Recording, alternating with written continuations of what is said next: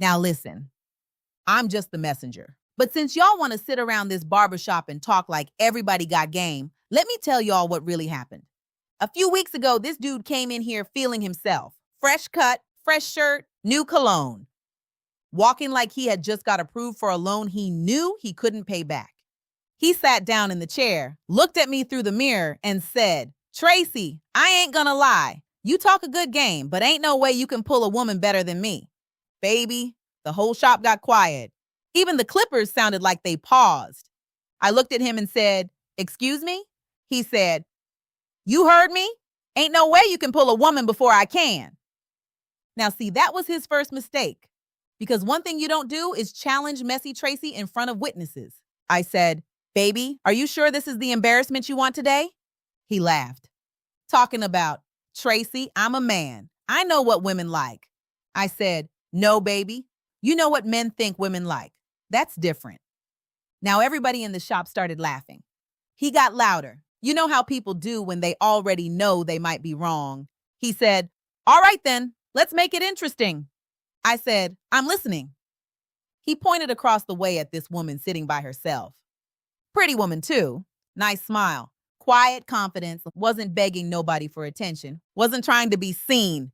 Just sitting there looking like she already knew who she was. He said, "Let's see who can get her number first." I said, "That's all?" He said, "That's all." I said, "Baby, you should have asked for something harder." Now the fellas went crazy. Somebody said, "Put 20 on Tracy."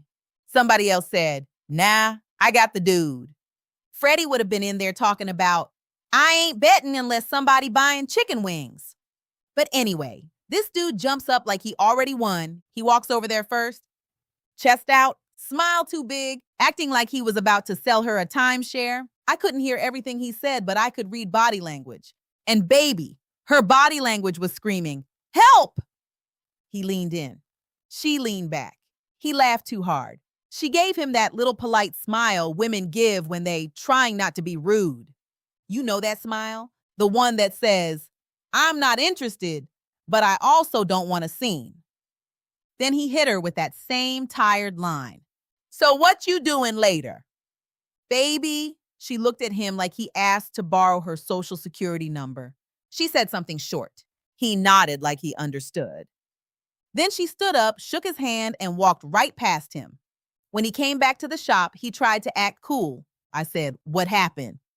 He said, "She playing hard to get."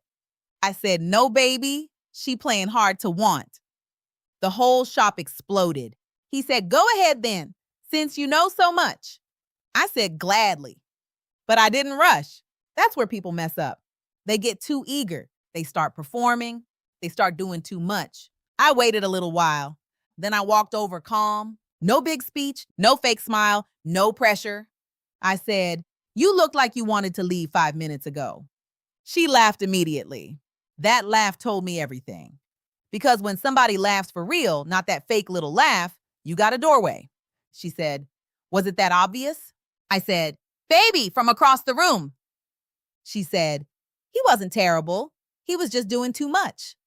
I said, "That's most people when they trying to impress somebody." Now we started talking. Not flirting hard, not forcing it, just talking. I asked about her day. She told me about her job. I asked what kind of music she liked. She told me old school R&B, gospel on Sundays, and trap music when she cleaning up. I said, "So you got range?" She said, "Exactly." Now, while we laughing and talking, I could feel the whole barbershop staring. That dude was over there pretending not to look, but he was looking every 5 seconds, looking over his shoulder like a security camera. I knew he was nervous because now he realized I wasn't doing what he did. I wasn't selling myself. I was letting the conversation breathe. That's what people don't understand.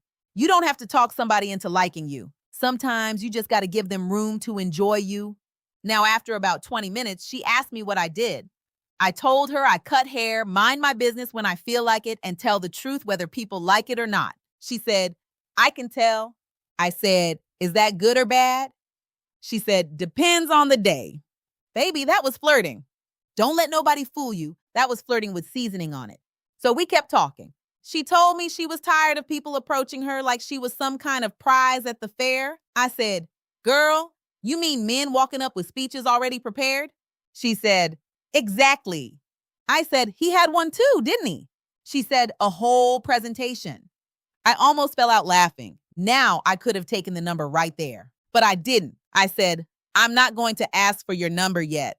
She said, why not? I said, because I don't want it to feel like a contest.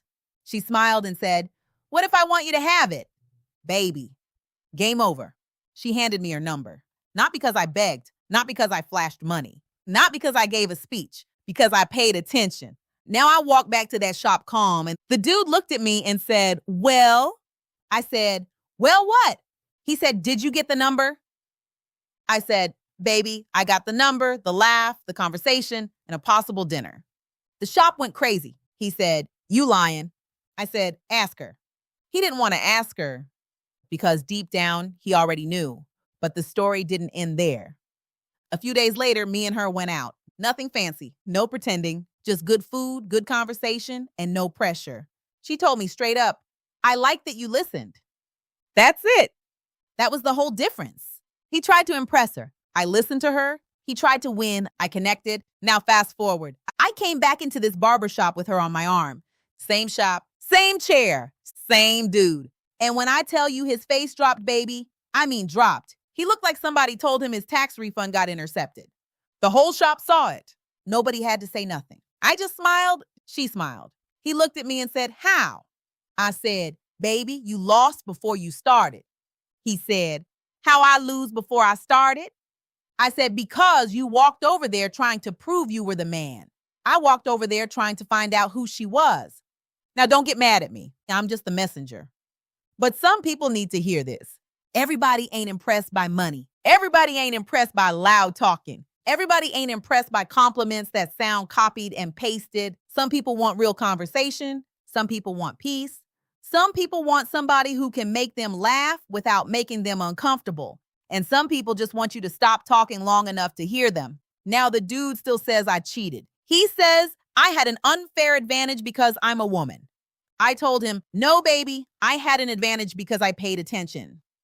That's not cheating. That's skill. So now every time he come in here talking big, I just look at him. I don't even have to say nothing. The room remembers, the chair remembers, the mirror remembers, and trust me, he remembers. So tell me what y'all think. Did Messy Tracy win fair and square? Did the dude fumble the whole situation? Or was the competition over the moment he opened his mouth? Drop it in the comments. Like, share, and follow for more tea, more drama, and more stories from the chair. And remember, don't blame me. I'm just the messenger.